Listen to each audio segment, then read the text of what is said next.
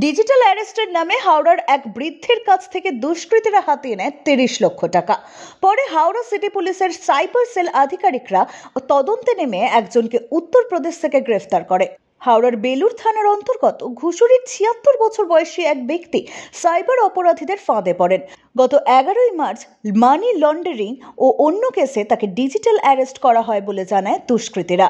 মুম্বাইয়ের কোলাবা পুলিশ স্টেশনের নাম করে পুলিশের পোশাক পরে একজন ওই বৃদ্ধকে ভিডিও কল করে বলে তাকে ডিজিটাল অ্যারেস্ট করা হয়েছে। ৩ দিন তিনি ওই অবস্থায় থাকেন।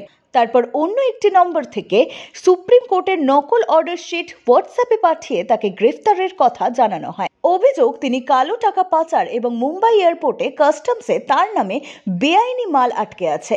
এসব থেকে মুক্তি পেতে ৩০ লক্ষ টাকা পাঠাতে বলা হয়। টাকা পাঠানোর পর অ্যাকাউন্ট বন্ধ হয়ে গেলে তিনি বুঝতে পারেন যে তিনি প্রতারিত হয়েছেন। ৩ দিন পর তিনি হাওড়া সিটি পুলিশের সাইবার সেলে অভিযোগ দায়ের করেন।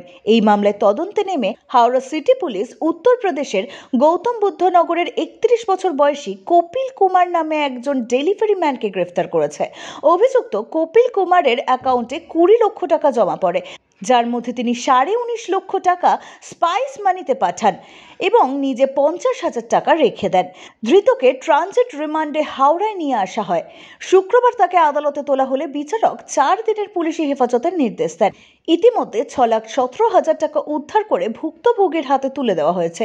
এই ঘটনায় যে ব্যক্তি ফোন করেছিল সে কপিলের সহকারী। তার খোঁজ চলছে বলে এক সাংবাদিক সম্মেলনে জানান হাওড়া সিটি পুলিশের ডিসি নর্থ বিশপ সরকার। তিনি বলেন, কেওয়াইসিতে যে কোনো ফোন নাম্বার ছিল তার লোকেশন ট্র্যাক করেই নয়ডা থেকে কপিলকে ধরা হয়।